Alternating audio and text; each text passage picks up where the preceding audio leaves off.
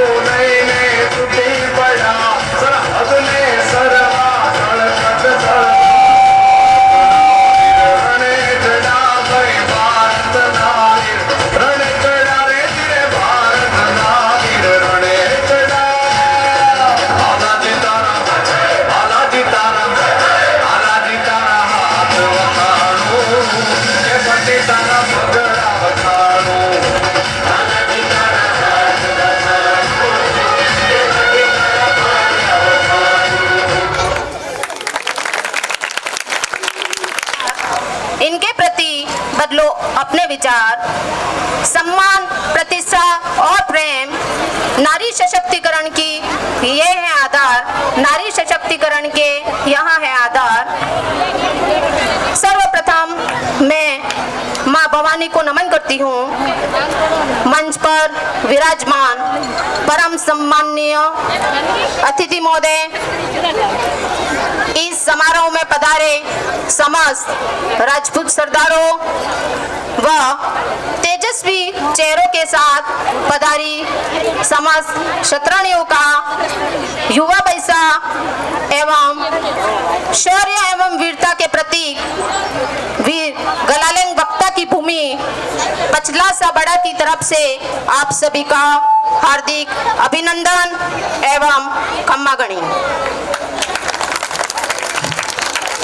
राजपूत युवा वैसा सशक्तिकरण कार्यक्रम के तहत मुझे अपने विचार रखने का अवसर देने के लिए मैं तहे दिल से आभार प्रकट करती हूँ। शिक्षा, मैं सीधे ही अपने मुख्य बिंदु पर आती हूँ। शिक्षा स्वयं को संपूर्ण परिभाषित करता है। जिस प्रकार स्वस्थ रहने के लिए संतुलित भोजन की आवश्यकता होती है, ठीक उसी प्रकार अच्छे भविष्य के लिए और व्यक्ति के विकास के लिए शिक्षा आवश्यक है। शिक्षा न केवल एक मंच प्रदान करता है, बल्कि यह हमें सामाजिक, नैतिक, मौलिक और आत्मनिर्भर भी बनाता है। Education is the last movement from darkness to lightness. शिक्षा मनुष्य का वह आभूषण है जिसे पहनकर भविष्य को गुणवान और संस्कारी बनाया जा सकता है। आज मैं आप सभी को यही संदेश देना चाहती हूँ कि आप सभी अपनी बहू बेटियों को संपूर्ण स्नेह के साथ साथ पढ़ लिख कर उन्हें अपने आधार पर खड़े होने की प्रेरणा दें एवं प्रेरणा के साथ साथ उनका सहयोग भी करें, ताकि वे अपनी समस्याओं का सामना आसानी से कर सके और अपने लक्ष्य को प्राप्त कर सके, जिससे आपका एवं आपके परिवार का नाम प्रकाशमय हो सके। आपने वो कहावत सुनी होगी कि लहरों से डरकर नौका पार नहीं होती और कोशिश करने वालों की कभी हार नहीं होती। जी हाँ, कोशिश करने वालों की कभी हार नहीं होती। जिस प्रकार आज देश दुनिया में हम देख रहे हैं कि किस प्रकार महिलाएं पढ़ लिख कर देश के विकास में अपनी महत्वपूर्ण भूमिका निभा रही हैं। अभी हाल ही में हमने देखा कि भारत चांद पर पहुंचकर विश्व स्तर पर अपने ज्ञान, धैर्य और परिश्रम का परिचय दे चुका है।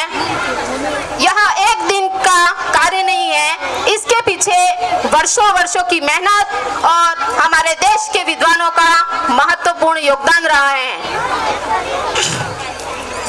इसी से जुड़ी मेरे मन को छू जाने वाली एक तस्वीर जो नागौर जिले के किसान परिवार से ताल्लुक रखती यह बेटी सुनीता खोकर जो चंद्रयान मिशन 3 का हिस्सा बनी।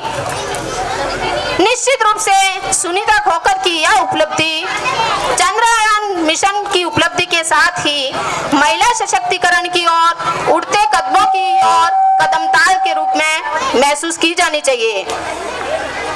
गांव देहात में बैठी अनेकानेक सुनीताएं अब सपने देख सकती हैं और उन्हें साकार भी कर सकती हैं। जब सुनीता अपनी प्रतिभा और अपनी काबिलियत को साबित कर सकती है तो फिर हम क्यों नहीं।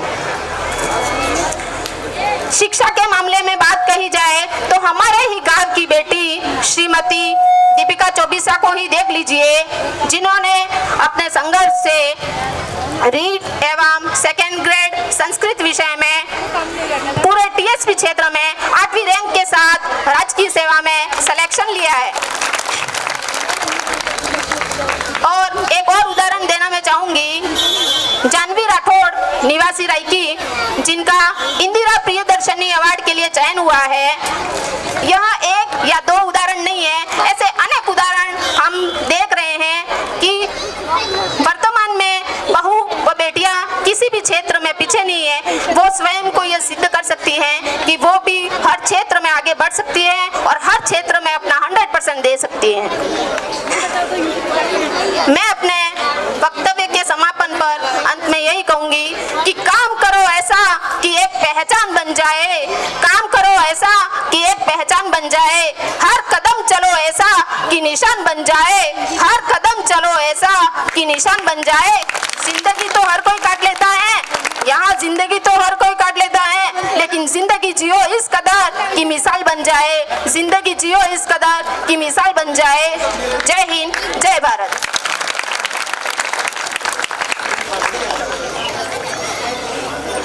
कार्यक्रम की अगली घड़ी में नृत्य हरियाला बाग के लिए कोमल सिसोदिया आ जाए।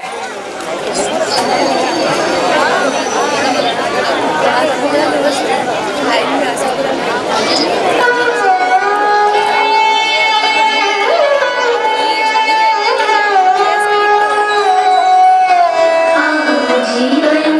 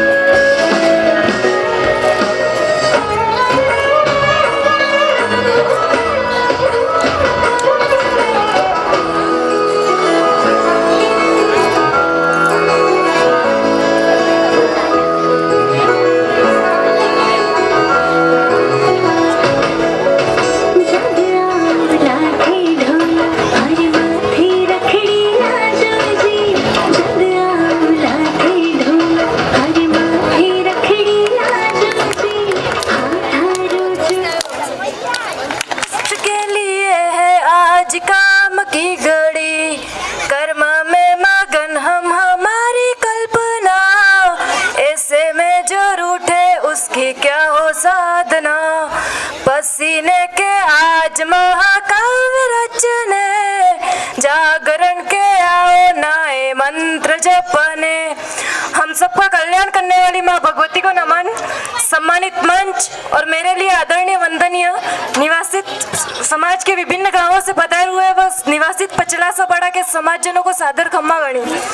आप जो वरिष्ठ जन विराजे हुए हैं, मैं कुछ कहूँ तो ठीक है, वैसा ही है कि सूरज को दीपक दिखाना, तो ये दृष्टता मैं नहीं कर सकती, इसलिए मैं इन नन्हे जो मेरे छोटे भाई बहन हैं उनसे संवाद करना आई हूँ, उनसे बात करूंगी। शिक्षा को लेकर अगर हमारे राजपूत समाज में पहले की तुलना में स्थिति कई गुना बेहतर हुई है, लेकिन इसको और अधिक बेहतर करने की आवश्यकता है। मूल बात, हम हमारे संस्कारों को भूल रहे हैं। पहनावे से लेकर हमारे व्यवहार की बात की जाए तो हम पाश्चात्य संस्कृति के आदी होते जा रहे हैं, लेकिन हमारे पैर हमेशा जमीन पर रहने चाहिए, अर्थात हम अपनी जड़ों से जुड़े रहे। हमारा परिवार, हमारा समाज, हमारे संस्कार, हमारी संस्कृति, ये हमारी ताकत है। जब भी समाज पर संकट आएगा तभी इन शक्तियों के माध्यम से हम लड़ पाएंगे। इसलिए कितने भी उच्च पद को प्राप्त कर ले, हम हमारी जड़ों से अवश्य जुड़े रहे।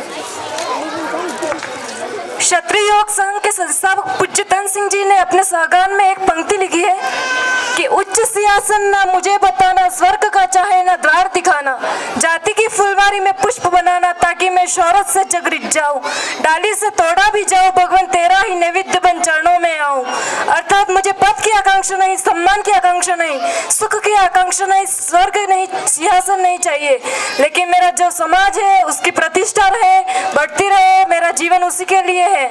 जो लक्ष्य है मेरे समाज का, उसकी प्रतिष्ठा का, उसके लिए मैं पूरी तरह से काम में डूब जाऊं, और जब भी सम्मान व इनाम की बात आए तो मैं पंक्ति में आखिर ही खड़ी रहूं। पूज्य धन सिंह जी कहते हैं कि हम राजपूत हैं, लेकिन गारंटी नहीं कि हम क्षत्रिय हैं। क्षत्रिय केवल और केवल हम अपने कर्मों से हो सकते हैं, इसलिए हमेशा क्षत्रियोचित कर्म करने चाहिए। हमें कर्म करेंगे, मैं कुछ भी नहीं, जो है वो मेरा समाज का है। इस बात से यदि हम समाज सेवा करेंगे तो निश्चित ही आने वाले समय में समाज की बेहतर छवि दिखेगी। अंतिम मेरी जन्मभूमि आदर्श गांव पचला सा बड़ा के लिए, क्योंकि गांव में एक सर्व समाज को लेकर एकता की पहल चल रही है, वो निरंतर बनी रहनी चाहिए। इसलिए कहा भी गया है कि जननी जन्मभूमिश्च स्वर्गादपि गरीयसी, अर्थात जन्म देने वाली माँ और हमारी जो मातृभूमि है जहाँ हमारा जन्म हुआ है, वो स्वर्ग से भी महान होती है। अंतिम, राह न रुकेंगे, झुकेंगे नहीं, मोड़ देंगे नदियाँ किंतु मोड़ेंगे नहीं, खोल के तिजोरी आज देखेंगे जरा, कौन खोटा निकला है कौन है करा, मोम के बने हैं वे तो चलते बने, फौलादी को अभी का ये ताप तपने। अगर कोई गलती हो गई तो अपनी छोटी बहन बेटी समझकर क्षमा करें। जय छात्र धर्म, जय मातृभूमि, धन्यवाद।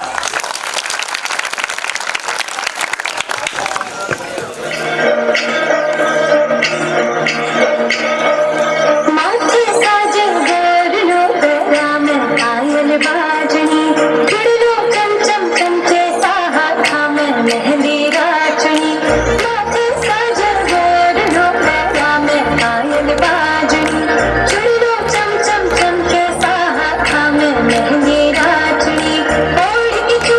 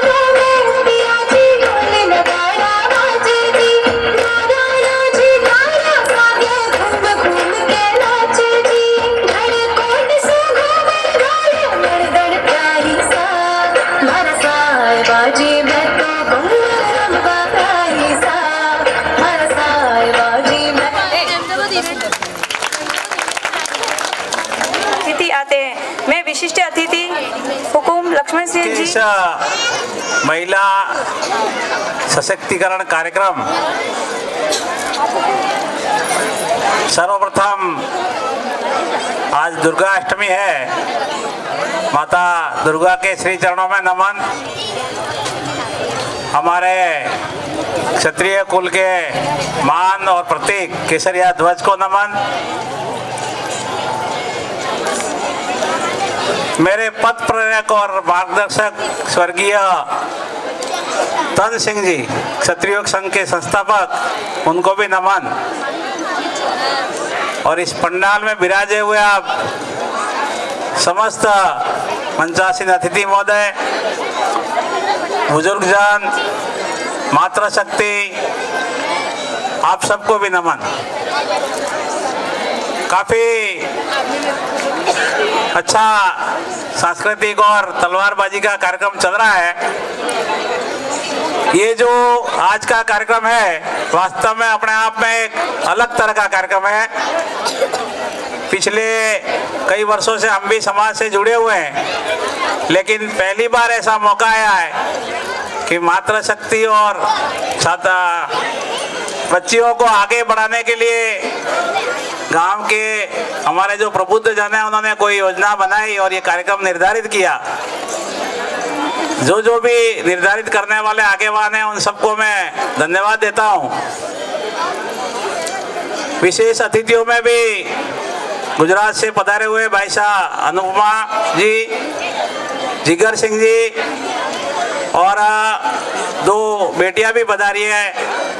उनका भी मैं आभारी हूँ क्योंकि आपने भी अपना अमूल्य समय निकाल करके इस छोटे से गांव में पधारे और इस कार्यक्रम को आगे बढ़ाने में, सफल करने में अपना सहयोग किया। जहाँ तक भाई साहब और बेटियों की बात है, अभी पिछले जो 5 साल से जो सरकारी सेवा में संख्या आ रही है उसमें बेटियों की संख्या अधिक है, बनाओं की संख्या थोड़ी कम है। उधर सामने खड़े हैं, बैठे हैं, वो जरूर मेरे से नाराज होंगे, पर ये बात सत्य है। पिछले दिनों जो अध्यापक भर्ती हुई इसमें काफी बेटियों ने अपना उपलब्धि हासिल की और अभी अभी नई नई नौकरी ज्वाइन की। एक उदाहरण अभी पेश किया था पहले ही, जो बोले भाई साहब इन्होंने 24 दीपिका, वो आपके गांव की बेटी है और उसकी उम्र शायद मेरे हिसाब से 37 वर्ष है। मणिलाल जी बराबर है, 37 ईयर ओल्ड। तो शादी के 10-12 साल बाद यदि कोई बेटी पढ़ के आगे बढ़ रही है तो वास्तव में उसमें कोई विशेष प्रकार का जज्बा है। इसलिए हमको कहीं संघर्ष करते समय ये नहीं सोचना है कि हम 2 नंबर से रह गए, हम 4 नंबर से रह गए, हम इस भर्ती में रह गए। हमको ये प्रण रखना है कि हमको आगे बढ़ना है और हमको कुछ करना है। यदि हम ऐसी सोच हमारे दिमाग में बिठाएंगे, ऐसा प्रण लेंगे, तभी हम आगे बढ़ पाएंगे। धावड़ावाड़ा में एक बच्ची आई है दीपिका, मेरे ही स्कूल में, मैं नांदली सागोरा प्रिंसिपल हूँ। धावड़ावाड़ा से एक बच्ची आई है, उसका नाम भी दीपिका राठौड़ है और उसने 10वीं ओपन से पास की थी। 10वीं क्लास ओपन से पास करने के बाद अभी उसने लेवल 2 और 2nd ग्रेड दोनों क्रैक किए हैं। 2nd ग्रेड में भी उसका चयन हो गया है और लेवल 2 में अभी वो नांदली सागोरा उसने ज्वाइन किया, इंग्लिश विषय है उसका। इस तरीके से फतेहपुरा की भी एक बच्ची है, भाई रणजीत सिंह हमारे विराजे हैं, उसका नाम भी दीपिका ही है। वो भी लेवल 2 में उसने लेवल 1 में ज्वाइन किया है। बहुत ही कमजोर परिवार से, उसके पिताजी है वो भी थोड़े उनकी आंखें देखने में कमजोर हैं और वो कुछ नहीं कर पाते ज्यादा, बिल्कुल कमजोर परिवार से। तो उसने भी लेवल 1 में सफलता हासिल की और अमृतिया ड्यूटी ज्वाइन की है। इस तरीके के कई उदाहरण है समाज में। आजकल बेटियां आगे बढ़ रही है और बढ़ना चाहिए। मूल बात यह है क्षत्रिय कुल में अपनों ने जन्म लिया है, ये हमारा सौभाग्य है। हम सब सौभाग्यशाली हैं, चाहे बेटा हो या बेटी, अपन ने क्षत्रिय कुल में जन्म लिया है तो अपना व्यवहार और आचरण उस कुल के अनुसार होना चाहिए। पश्चिम सभ्यता की काफी बात पहले हो चुकी है, फिर भी मैं एक बात आपको बता दूं। अपने को अपने कुल, अपने माता पिता, अपने खानदान का ध्यान रखते हुए सभी गतिविधियों में भाग लेना चाहिए और आगे बढ़ना चाहिए। संस्कार जहां जहां कमजोर हुए, कहीं न कहीं समाज बदनाम हुआ है। इसलिए आप सबसे मेरा आग्रह रहेगा, विशेषकर माताओं से, मातृशक्ति बहुत बड़ी संख्या में, यदि बच्ची के संबंध में कोई उंगली उठती है तो पहला नाम माता का आता है। ये बात सत्य है, सत्य है ये बात, माता का ही नाम आता है। तो आप अपने बच्चों का लालन पालन ऐसे संस्कारित रूप से करें, कहीं कोई उंगली नहीं उठाए। बेटियों से भी मेरा आग्रह है कि ऐसा कोई काम नहीं करेगा अपने कुल पे, अपने माता पिता पे, अपने गुरुजी पे कोई उंगली करे। आप सबको आज के इस कार्यक्रम में प्रण लेना है, लगन के साथ पढ़ेंगे, पूर्ण निष्ठा के साथ आगे बढ़ेंगे और संस्कार में अपने परिवार को, नाम को आगे बढ़ाएंगे। जहां भी दूसरे घर जाएंगे वहां भी आगे बढ़ेंगे। हम समाज में काम करते हैं, आज ही चर्चा हो रही थी, मेरे गांव में जाजम पे बैठे थे, लगभग आसपुर कोर्ट में 25 के लगभग प्रकरण चल रहे हैं। सर आप सब अतिथियों को बता दूं, मैं 25 प्रकरण राजपूत समाज के ऐसे चल रहे हैं जिसमें बेटियों ने अपने ससुराल वालों पे मुकदमे कर रखे हैं। ये चीज अच्छी नहीं है, इस पे चिंतन अपने सबको करना है। बच्चियों को भी संघर्ष करने की क्षमता विकसित करनी है, जल्दी से हार नहीं मारनी है और सीधा पुलिस में नहीं जाना है। अपन संघर्ष करें, अपने आप को ऐसे सेटल करें, अपन उसके साथ समायोजन करें अपने जीवन में और जल्दी से कोई फैसला नहीं ले लें। कानून भले आपका बना हुआ है, कानून साथ देता है, लेकिन उसकी जानकारी और उसका रिजल्ट जब आता है तो वास्तव में वो कहीं भी बेटी के हक में नहीं आता है। ये मैं कोई गलत बात नहीं कर रहा, एक व्यवहारिक बात है। इसलिए आपको अपने दूसरे घर जाए वहां भी ऐसा समायोजन करना है और इस तरीके से सेटल करना है।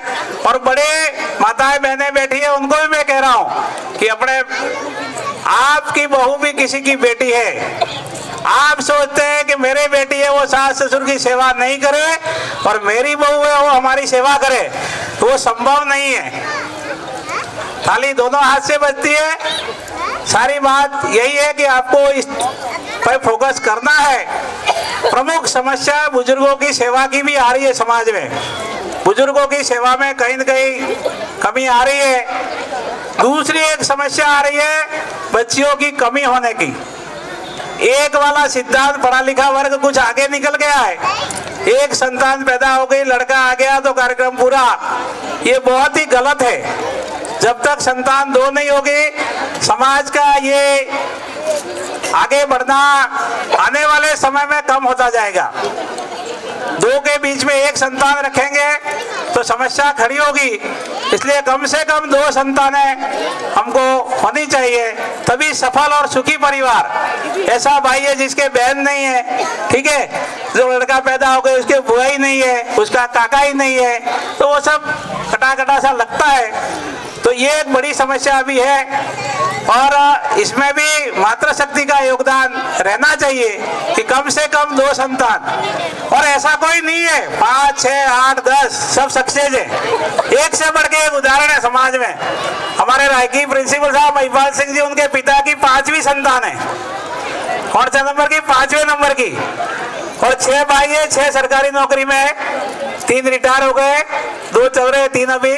ऐसा कुछ नहीं है, सब अपना भाग्य लेके आते हैं, सब अपने किस्मत का खाते हैं। कोई ऐसा नहीं सोचे कि मैं अपने एक बेटे को करोड़पति बनाऊंगा, उसके 3 है वो गरीब रहेंगे। असंभव है। वो एक है वो भी कमजोर हो सकता है, वो 3 है वो भी सक्षम बन सकते हैं। ये सब ऊपर वाले के हाथ में है। भाई अपन अपने यहाँ नहीं माने कि हम कमजोर है, ये सब व्यवस्था का भगवान देखता है ऊपर वाला। दूसरी बात, जहां तक समाज के शिक्षा के क्षेत्र की बात है, हमारे संरक्षक माननीय सरपंच साहब के सानिध्य में 2 भवन का निर्माण का काम चल रहा है। ठोकवासा भवन का प्रथम तल पूरा हो गया है, उसकी अनुमानित लागत 50 लाख है। जो दामंगरी 2 मंजिला भवन खड़ा है उसको फिनिश करना है, उसकी कीमत भी लगभग 1 करोड़ हो जाएगी। दोनों भवन यदि शुरू होंगे तो हम व्यवस्थित तरीके से लाइब्रेरी और कोचिंग की सुविधाएं अपने बेटे और बेटियों को दे पाएंगे। तो समाज के सभी प्रबुद्ध जन, वरिष्ठ जन से भी हमारा आग्रह है कि शिक्षा के क्षेत्र में हम अधिक से अधिक सहयोग करें। अभी अपन पीछे है उसमें, टीएसपी की जो मेरिट है वो और राजस्थान की मेरिट से कम जाती है, 30-40 नंबर का फर्क रह रहा है। तो इसलिए अपने को उस क्षेत्र में भी काफी गतिशीलता से आगे बढ़ना है, क्योंकि शिक्षा ही सभी समस्याओं का समाधान है। शिक्षा जितनी अधिक होगी उतना ही समाज विकास कर पाएगा। विशेषकर अतिथियों में भी अपना समय निकाला, काफी समय ज्यादा हो चुका है, इसलिए ज्यादा मैं कुछ नहीं करके अपनी बात समाप्त करता हूँ। जय छात्र धर्म।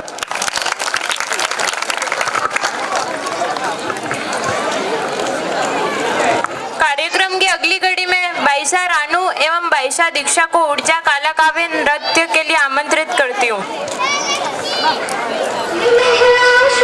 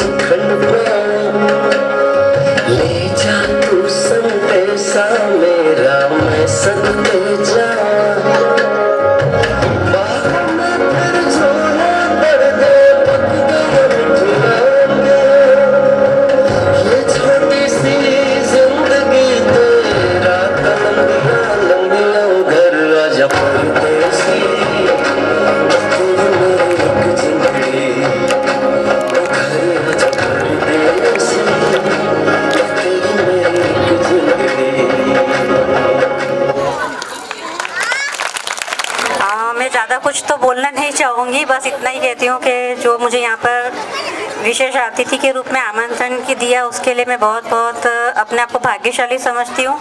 और अहमदाबाद से जो सोनाली भाई साहब ने पहल करी है इस नारी शक्ति के लिए, उसके लिए मैं उनका भी धन्यवाद देना चाहूँगी। और साथ ही में हम लोग खुद तलवारबाजी क्लास का ट्रेनिंग देते हैं। रॉयल शतरानी तलवारबाजी ग्रुप मेरा ग्रुप का नाम है, जिसमें हम सारी महिलाओं को सशक्तिकरण के लिए जागरूक करते हैं।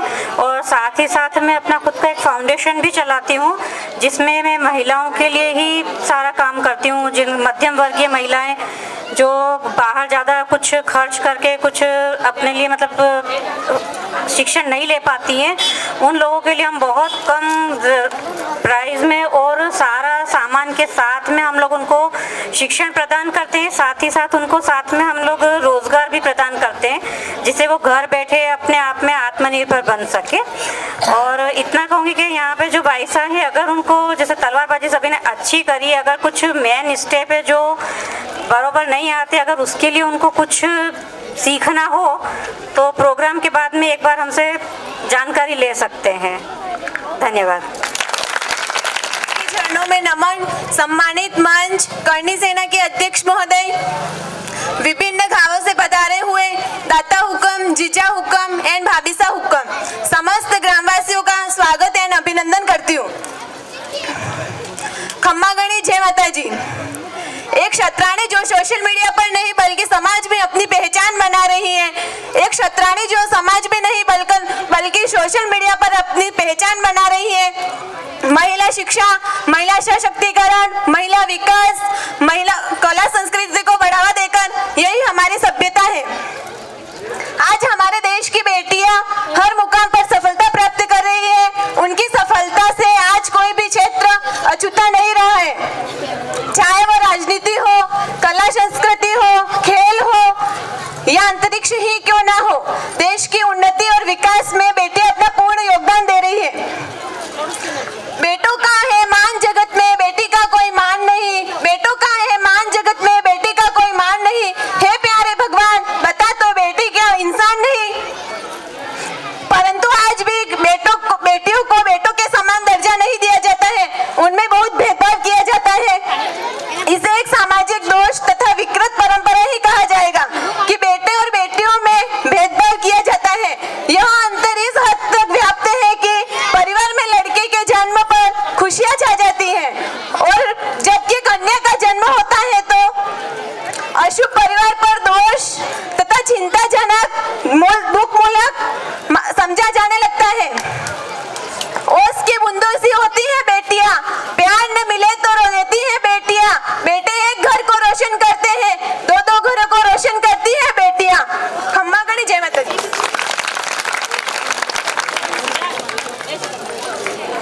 कार्यक्रम की अगली कड़ी में बाईसा चेतना राठौड़, मैं नारी मां भवानी के चरणों में मेरा नमन। यहाँ पर उपस्थित सभी दाता हुकुम, दावसा हुकुम एवं भाभीसा हुकुम को शत शत प्रणाम। मैं आपके सामने कुछ बोलना चाहती हूँ नारी के विषय में। अगर उसमें कोई त्रुटि हो तो कृपया करके मुझे क्षमा करें। हम उस समाज के लोग हैं जहाँ दुर्गा है नारी, चंडी है नारी, लक्ष्मी है नारी, सरस्वती है नारी, पर असलियत में बेचारी है नारी। हम उस समाज के लोग हैं जहाँ विद्या की देवी हर साल पूजी जाती है। हम उस समाज के लोग हैं जहाँ विद्या की देवी हर साल पूजी जाती है। वहीं दूसरी तरफ वही नारी विद्या पाने के लिए समाज से लड़ी जाती है। वहीं दूसरी तरफ वही नारी विद्या पाने के लिए समाज से लड़ी जाती है। हम उस समाज के लोग हैं जहाँ नारी को प्राप्त कई उपनाम है। हम उस समाज के लोग हैं जहाँ नारी को प्राप्त कई उपनाम है, पर असलियत में उन्हें क्या मिलता है सम्मान? पर असलियत में क्या उन्हें कोई मिलता है सम्मान? हम उस समाज के लोग हैं जहाँ शान से कहते हैं जय माता की। हम उस समाज के लोग हैं जहाँ शान से कहते हैं कि जय माता जी। पर अभी भी ना यहाँ नारियों में न जाने क्यों इस समाज का भय है। पर अभी भी न जाने यहाँ की नारियों में क्यों इस समाज का भय है। ना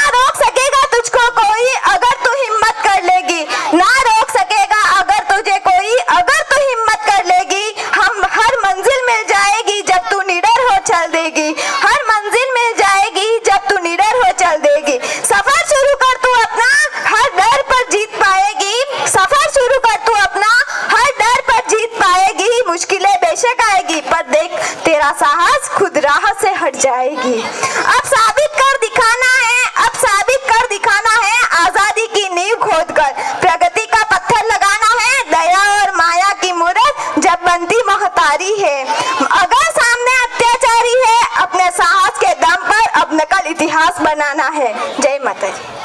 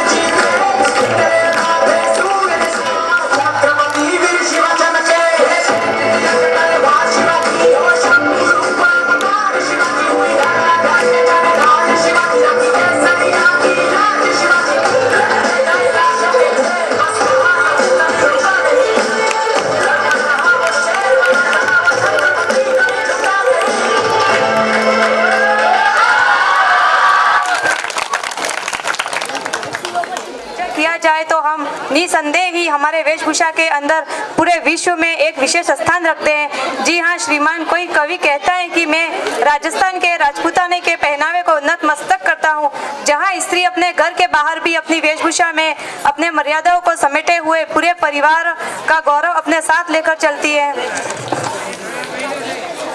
श्रीमान, ये वो वेशभूषा की शान है जिसने न जाने अपने कुल की मर्यादा के लिए कितने ही जोहर करवा दिए, तो वहीं दूसरी ओर कोई सरदार मात्र अपनी वेशभूषा में विशेष स्थान रखती है, अपनी शान पगड़ी के लिए कहीं साके तक इतिहास को अंकित करने के लिए सुपुर्द करता है।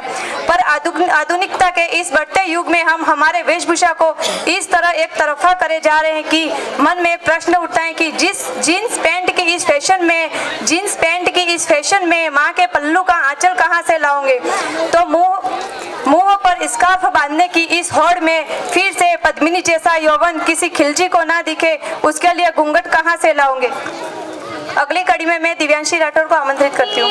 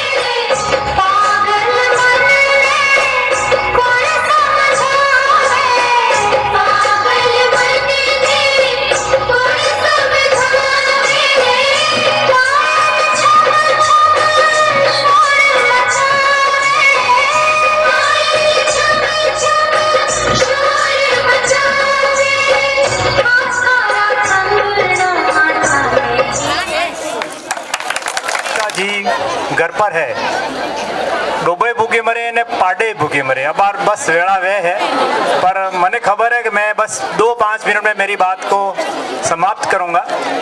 कभी मौका मिला तो पूरा समय दे तब बुलाएंगे।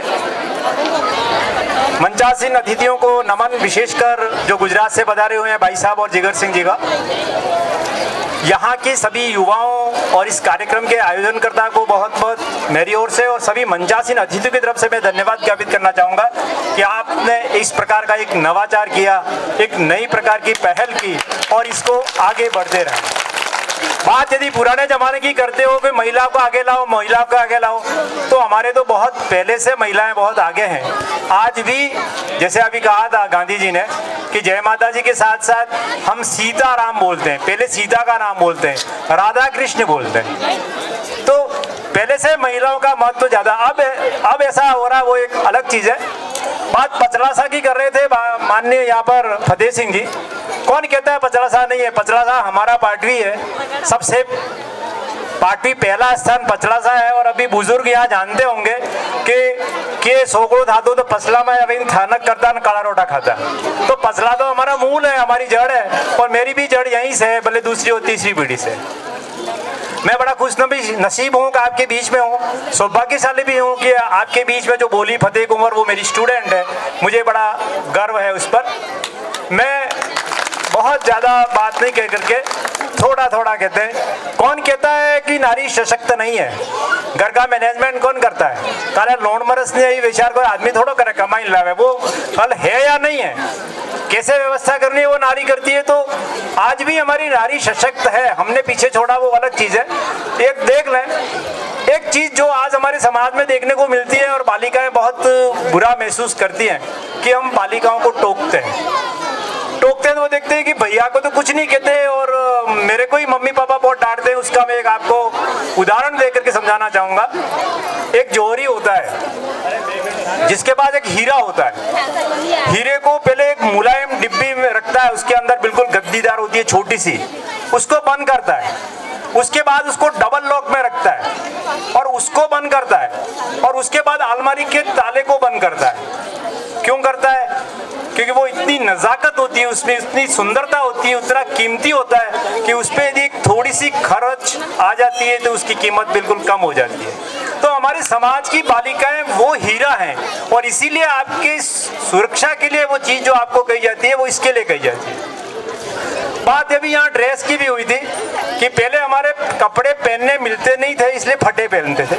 आज हमारी फैशन है इसलिए फटे पहनते हैं। आज हमने जितने कम से कम कपड़े पहनते हैं कोशिश करते हैं।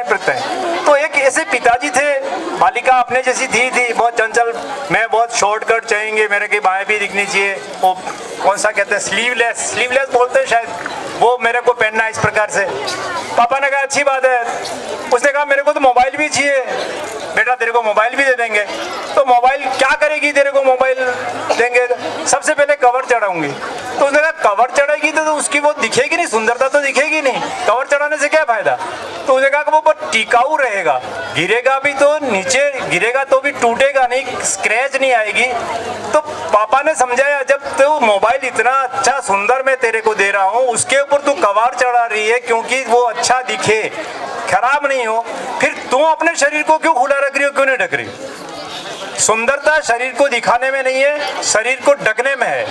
बहुत अच्छी बात है आप सुंदर हो, पर इससे ज्यादा आपके काम सुंदर होने चाहिए, इस चीज को जरूर ध्यान रखें। दूसरी एक बात और निवेदन करना चाहता हूँ, यहाँ हमारे तलवारबाजी में हमने तलवारें देखी, पूरे गांव से ढूंढ कर शायद शामिल की होगी या इनके ऊपर भी जंग आ रहा होगा। मैं ये कहना चाहूँगा खासकर युवाओं को हर एक घर में हथियार होना चाहिए और चलाने भी आना चाहिए।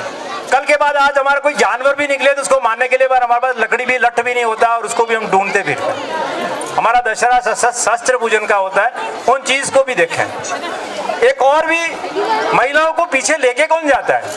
महिलाओं को तो महिलाएं पीछे ले जाते, लड़ाई के नहीं था, हाउ भाव नहीं, देरनी चिटनी नहीं, नड़न भोजाई नहीं, न पड़ोसी नहीं। तो वहां पर भी हमारा कहीं न कहीं जिसको हम आगे ला करके करें।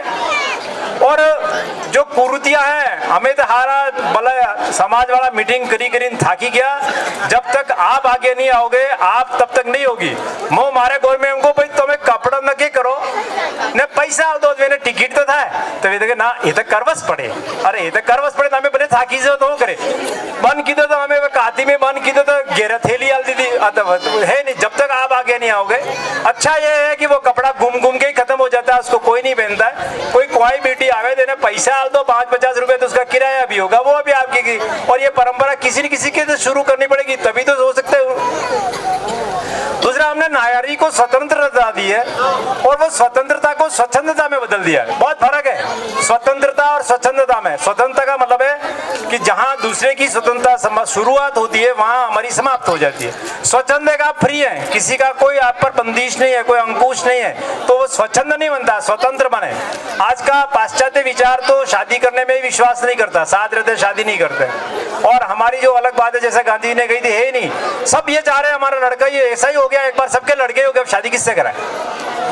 आने वाली जनरेशन ही खत्म हो गई तो उन चीजों में देखे डॉक्टर हमारे भूतपूर्व राष्ट्रपति हुए डॉक्टर एपीजे अब्दुल कलाम उन्होंने एक बात कही थी बच्चों को स्पेशली कहना चाहूंगा युवाओं को कहना चाहूंगा उन्होंने कहा था कि बच्चे सपने देखो सपनों को पूरा करने की योजना बनाओ और उस पर जुट जाओ कोई कारण नहीं कि आपके वो सपना पूरा नहीं हो जैसा कि आपके कुछ युवाओं ने सपना देखा होगा कि हमारे महिला सशक्तिकरण बाईसा के तलवारबाजी का कार्यक्रम यहाँ बताना है करना है और उसको ये सपना हुआ उस सपने को कैसे पूरा किया जाए तलवारबाजी की ट्रेनिंग की होगी आप सबको मनाया होगा हम जानते हैं आपको पहले कहा होगा तो ही 2 घंटे बैठे नहीं थे कोई महिला राजपूत की 2 घंटे से ज्यादा नहीं बैठ सकती कि भाई तुम्हारे 2 घंटा बेहोश पड़े पहला बामणा आवे तो उठीन पर जो तो कहेगा ये योजना हुई और आज ये इसकी क्रियान्विति हो रही है पर हमारा एक दुर्भाग्य कहाँ है सभी का इस नई पीढ़ी में दुर्भाग्य क्या है कि सपने देखते हैं हम भी टीन एज में आते हैं 8वीं 9वीं में सपने का राजकुमार के सपने में कोई राजकुमारी आ जाती है और राजकुमारी के सपने में कोई राजकुमार आ जाता है और वहीं सब हमारा सब कार्यक्रम फेल हो जाता है सपना देखो कुछ कर गुजरने का देखो कुछ बनने का देखो कोई कारण नहीं हो जैसा अभी अपने मणिलाल जी की बच्ची का शायद लड़का 11वीं 12वीं में पढ़ रहा है और इसके बाद अब जाकर के टीचर बनी है फतेह कुंवर के हस्बैंड कल्याण सिंह जी उन्होंने पढ़ाई छोड़ी होगी 10 साल प्राइवेट जॉब कर रहे हैं अब जाकर के टीचर बने मतलब कोई काम दुनिया में असंभव नहीं है करने वाला चाहिए आपका जज्बा चाहिए लक्ष्य हासिल करने में हमें वो चाहिए मैं एक बात युवाओं से और गांव के जो पैसे वाले हैं उनसे भी कहूंगा कि या तो हमारे को जो भगवान ने दे रखा है उसको वापर के जाओ और नहीं तो यहाँ छोड़ के जाओ साथ में कोई नहीं जाने का भले कटलो में बेगो करो जाए तनव्या बोलो हिता आंगड़ा ने मोड़ा में हारो खोड़ी काट ले कि कोई रही तो नहीं क्यों है तो देख लो आपके पास है तो यूज करो आप नहीं करोगे तो दूसरा करेगा और दूसरा जिसका पैसा है वो किधर पूत सपूत तो क्यों धन से पूत कपूत तो क्यों धन से सपूत तो कमाए खाएगा कपूत तो बदनाम करेगा जैसे गांधी ने कहा सबसे की नाम कोई भी होता था आवे आई बाप नो नाम आवे क्यों बेटो तो उनकी नहीं बेटी थी तो इस संस्कार देने के लिए सबके पास रखें दूसरा युवाओं में बहुत ताकत होती है मेरे सामने जो खड़ा है और इसका एक छोटा सा उदाहरण अभी टोकोसा भवन का जो भराव किया है आप में से जाकर के जो नहीं गए उनको देख लें थोड़े ही दिनों में उन्होंने आह्वान करके बैठक करके और माननीय वीरेंद्र सिंह जी यहाँ विराज रहे उनका कलेक्शन करके और जितना 5-10 लाख का काम उन्होंने कर दिया और सिलेक्शन हो गया हमारा इरादा साहब होना चाहिए और करने की नीयत होनी चाहिए सब होनी चाहिए अभी यहाँ कंवर साहब ने एक बात कही थी कि बेटी के 3 रूप होते हैं पर मेरे चौथा बताया नहीं उन्होंने बेटी होती है बहू होती है माँ होती है पर एक बात जो सबसे ज्यादा खतरनाक होती है वो तो बताई नहीं सास भी होती है और वही खतरा हो जाता है कि सास से ही खतरा ज्यादा होता है ना पर ये हम जरूर ध्यान रखें दूसरा सर्व समाज की एकीकरण की बात कोई थी बहुत अच्छा हम भी सोशल मीडिया पे पढ़ते हैं आगे यदि आप सर्व समाज को एक साथ लेकर के चलना चाहते हो आगे बढ़ना चाहते हो मंदिर बनाना चाहते हो गांव का विकास चाहते हो तो जाति 2 ही होनी चाहिए नर और नारी की इसके अलावा रही तो कभी भी हमारा हिंदू समाज आगे नहीं बढ़ सकता इस चीज को भी आप ध्यान रखें बहुत अच्छे कार्यक्रम के लिए मैं आप सबकी युवा टीम को बधाई देता हूं फिर कभी बुलाए प्रेरणा के लिए मैं जरूर हाजिर होऊंगा पर एक बात कहते कहते जाना चाहूंगा एक बात कही अपने मसाणियों विराग जाने तो अपने शांत થઈ ગયા હતા લાકડે જાવ તો આપણે વિચાર કરો ઓહો બાપડાને કેટલો દોન હારો મેલીન પરો ગયો આપણે મનમાં એમ વૈરાગ્ય ઉત્પન્ન થઈ જાય કોઈને હારો હો લઈ જવાના એમ પછી લાકડે જઈને આવન પહેલે ઝીલવા જાવ પેલો 25% જે વૈરાગ્ય હોય એ મટી જાય ઝીલ્યા આટલે પણ હાથે જતો રહે પાછા આવો પછી આંગણે જાવ 25% ફેરી મટી જાય 50% યુ ઘેરા આવો 25% ફેરી મટી જાય ઘરનું કામ 4 ઘંટામાં ભેગું થઈ રહ્યું वो करवा दो फेरी मटी जाए એટલે પાછા जियोता ये आविज। मेरे कहने का मतलब समझे, आज इतना बहुत बढ़िया कार्यक्रम किया है, हम में भी ये वैराग्य है कि नारी की सशक्तिकरण करेंगे, बच्चों को पढ़ाएंगे, आगे बढ़ाएंगे। अब आर गेरेजन डुबन वाथन हारो चार दाड़ बूटी सब बोलिन सर, ऐसा नहीं होना चाहिए। कोई 10% भी उसमें आनी चाहिए। मैं समय की नजाकत को समझता हूँ, समय की सीमा को समझता हूँ। आगे उम्र बच्चे ही पढ़ाया, 40 साल तक बच्चों को ही पढ़ाया है। आपके यहाँ के बच्चे भी पढ़ाए, क्योंकि मैं पचलासा में भी प्रिंसिपल रहा, सावला में भी प्रिंसिपल रहा, मुंगेर में भी प्रिंसिपल रहा, रायकी में भी रहा, तब भी बच्चे यहाँ से पढ़ते थे। और हम मास्टर ने जाता था क्योंकि बिल्कुल कह रहे मास्टर आप में कक्षा मली जा, कवि ने पिलो मंच मली जा, छोड़े से हमारे तक आंखों दौड़ो ये काम है। पर हमको जो मौका दिया आपको उसके लिए, और हमारे एक बात और, महिलाओं को आगे बढ़ाने के लिए हमारे दोनों भवन, जैसा गांधी जी ने कहा, काम चल रहा है, दोनों पूरे होने के हैं। हम महिलाओं के लिए मतलब बच्चियों के लिए और बच्चों के लिए दोनों के अलग हॉस्टल है, कोचिंग की, लाइब्रेरी की व्यवस्था करेंगे, और उसके लिए आपके गाँव ने सहयोग कर दिया। एक बार आप सबने इतनी देर तक धीरज रखा, उसके लिए आपको बहुत बहुत धन्यवाद। जय भवानी, जय मातृशक्ति।